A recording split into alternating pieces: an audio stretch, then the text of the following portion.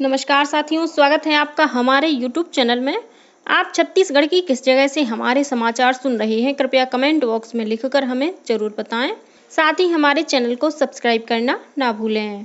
रायपुर से प्रस्तुत हैं छत्तीसगढ़ के प्रादेशिक समाचारों के साथ मैं रजनी शुक्ला। पहले मुख्य समाचार। राज्यपाल रमेन डेका ने नई दिल्ली में केंद्रीय वित्त मंत्री निर्मला सीतारमण से मुलाकात कर छत्तीसगढ़ में निवेशक सम्मेलन आयोजित करने का प्रस्ताव रखा। केंद्र सरकार ने प्रधानमंत्री इंटर्नशिप योजना के पायलट प्रोजेक्ट का कल किया शुभारंभ। छत्तीसगढ़ राज्य स्थापना दिवस के उपलक्ष्य में 1 नवंबर को राज्य के सभी शासकीय कार्यालयों और संस्थाओं के लिए स्थानीय अवकाश घोषित। और मां शक्ति की आराधना का पर्व शारदीय नवरात्रि कल से हुआ शुरू। मंदिरों में घट स्थापना के साथ ही मनोकामना ज्योति कलश प्रज्वलित किए गए। अब समाचार विस्तार से। छत्तीसगढ़ के राज्यपाल रमेन डेका ने कल नई दिल्ली में केंद्रीय वित्त मंत्री निर्मला सीतारमण से मुलाकात की। इस अवसर पर श्री डेका ने केंद्रीय मंत्री से विभिन्न क्षेत्रों में निवेश के द्वारा छत्तीसगढ़ की अर्थव्यवस्था को बढ़ावा देने के संबंध में चर्चा की। इसके अलावा राज्यपाल ने छत्तीसगढ़ को एक समृद्ध अर्थव्यवस्था बनाने के दृष्टिकोण के साथ छत्तीसगढ़ निवेशक सम्मेलन के आयोजन का प्रस्ताव रखा। उन्होंने कहा कि इस तरह के निवेश से छत्तीसगढ़ के युवाओं के लिए रोजगार के अवसर पैदा होंगे। प्रधानमंत्री नरेंद्र मोदी ने बुधवार को झारखंड के हजारीबाग से जसपुर जिले के सुखरापारा स्थित एकलव्य आदर्श आवासीय विद्यालय का वर्चुअली लोकार्पण किया। इसके साथ ही उन्होंने ग्राम ढुर्रू डांड और फरसा बहार में एकलव्य आदर्श आवासीय विद्यालय की आधारशिला भी रखी। इस मौके पर सुखरापारा में आयोजित कार्यक्रम में सरगुजा विकास प्राधिकरण की उपाध्यक्ष और पत्थलगांव विधायक गोमती साय भी उपस्थित थीं।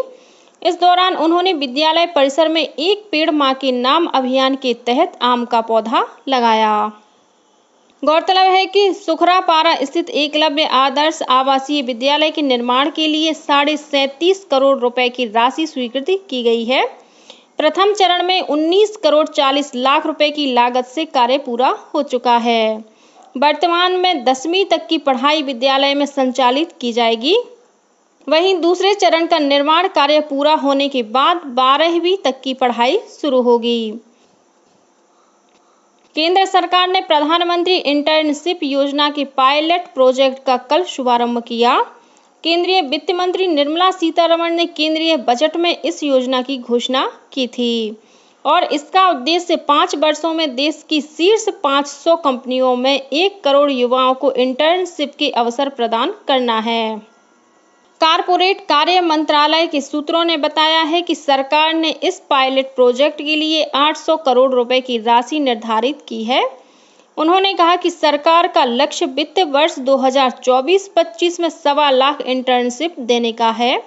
इस योजना का कार्यान्वयन ऑनलाइन पोर्टल pminternship.mca.gov.in के माध्यम से किया जाएगा। उम्मीदवार इस महीने की 12 से 25 तारीख तक इस पोर्टल पर इंटर्नशिप के लिए आवेदन कर सकते हैं।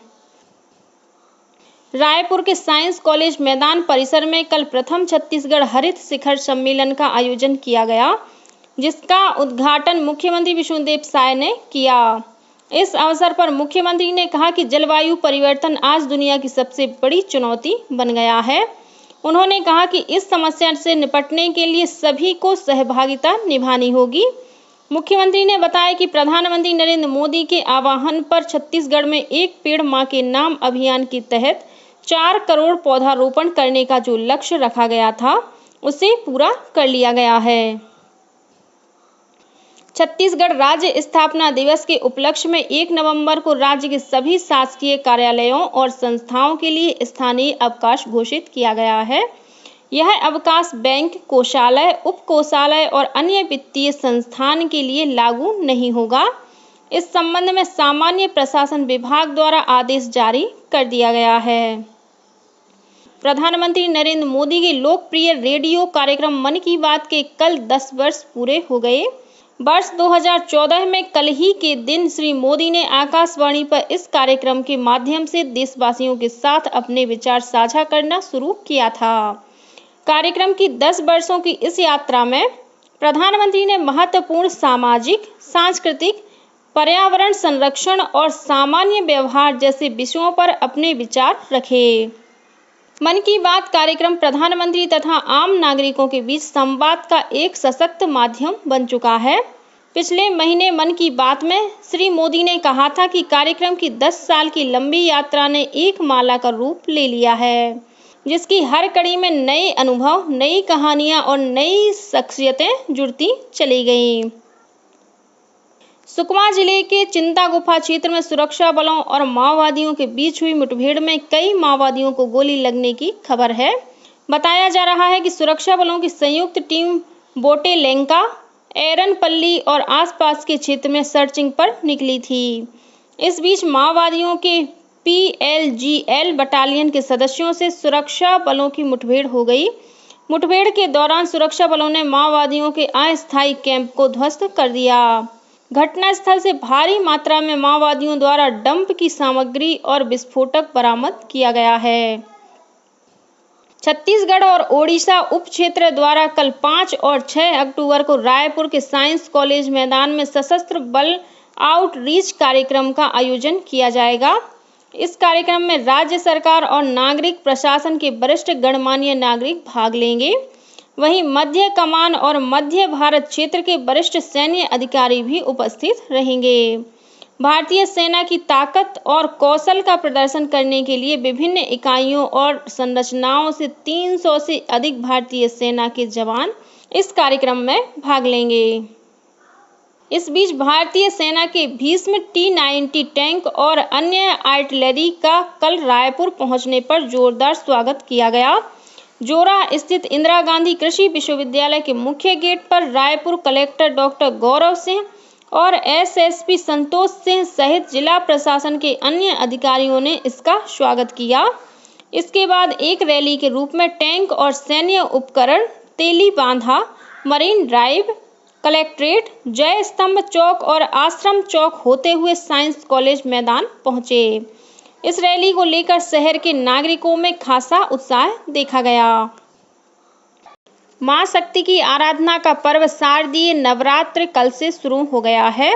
कल से लेकर 9 दिनों तक सभी शक्ति पीठों और देवी मंदिरों में मां शक्ति के विभिन्न रूपों की विशेष पूजा अर्चना की जाएगी।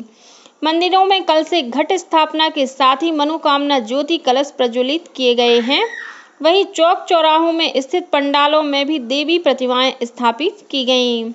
इस बीच मुख्यमंत्री विष्णुदेव साय ने कल रायपुर स्थित अपने निवास से डोंगरगढ़ स्थित मां बमलेश्वरी के दर्शन के लिए जा रहे श्रद्धालुओं की बस को झंडी दिखाकर रवाना किया। इस मौके पर मुख्यमंत्री ने प्रदेशवासियों को नवरात्रि की बधाई और शुभकामनाएं दी। गौरतलब है कि मां काली अन्नदान भंडारा समिति द्वारा श्रद्धालुओं को पिछले 9 वर्षों से लगातार नवरात्रि के मौके पर मां बमलेश्वरी धाम की निःशुल्क यात्रा कराई जाती है। इस वर्ष भी 5 दिनों तक रोजाना 4 बसों के माध्यम से श्रद्धालुओं को मां बमलेश्वरी दर्शन के लिए भेजा जाएगा। प्रदेश में 17 सितंबर से आयोजित स्वच्छता ही सेवा पखवाड़े का बुधवार को समापन हो गया। उप मुख्यमंत्री अरुण साव बुधवार को बिलासपुर में स्वच्छता ही सेवा पखवाड़ा के राज्य स्तरीय समापन समारोह में शामिल हुए। इस अवसर पर श्री साव ने स्वच्छता दीदियों के पांव पखार कर उनका सम्मान किया। उन्होंने देश भर के नगरीय निकायों के स्वच्छता ग्राहियों, स्वच्छता दीदियों, स्वच्छता कमांडोज और स्वच्छता पखवाड़े में उत्कृष्ट कार्य करने वाले विभिन्न संगठनों को भी सम्मानित किया। और अब पेश है मौसम का हाल। मौसम विभाग के अनुसार एक ऊपरी हवा का चक्रीय चक्रवाती घेरा दक्षिण पूर्व बांग्लादेश और उसके आसपास स्थित है। वहीं एक द्रोणिका उत्तर पूर्व बिहार से उत्तर अंडमान सागर तक बनी हुई है। इसके प्रभाव से अगले 24 घंटों में एक निम्न दाब का क्षेत्र उत्तर बंगाल की खाड़ी और उसके आसपास बनने की संभावना है। इसके असर से प्रदेश में आज 1-2 स्थानों पर हल्की वर्षा होने अथवा गरज चमक के साथ छींटे पड़ने की संभावना है। और अब कुछ अन्य खबरें संक्षेप में। मुख्यमंत्री विष्णुदेव साय आज बीजापुर जिले में 263 करोड़ 66 लाख रुपए से अधिक की लागत से विभिन्न विकास कार्यों का लोकार्पण और भूमि पूजन करेंगे। कार्यक्रम में श्री साय पुनर्वास नीति के तहत माओवाद पीड़ित परिवार के आश्रितों को शासकीय नियुक्ति आदेश का वितरण भी करेंगे। उप मुख्यमंत्री अरुण साव ने बुधवार को बिलासपुर के सेंट्रल लाइब्रेरी के फेज 2 में स्मार्ट इंटीग्रेटेड लाइब्रेरी और कैंटीन सुविधा का लोकार्पण किया। डिजिटल लाइब्रेरी में पाठकों को पुस्तकालय में उपलब्ध सभी किताबों का डिजिटल संस्करण मिलेगा। जल जीवन मिशन के संचालक डॉक्टर सर्वेश्वर नरेंद्र भूरे ने कांकेर और कोंडागांव जिले में मिशन के तहत किए जा रहे कार्यों का निरीक्षण किया और कैबिनेट मंत्री लखनलाल देवांगन ने कोरबा में जिला खनिज संस्थान न्याय मद से स्कूलों और आंगनबाड़ी केंद्रों में गैस सिलेंडर का वितरण किया। इसके बाद उन्होंने अंतर्राष्ट्रीय वृद्धजन दिवस पर आयोजित सम्मान समारोह में वरिष्ठजनों का सम्मान किया। इसी के साथ छत्तीसगढ़ के समाचारों का ये बुलेटिन समाप्त हुआ। नमस्कार।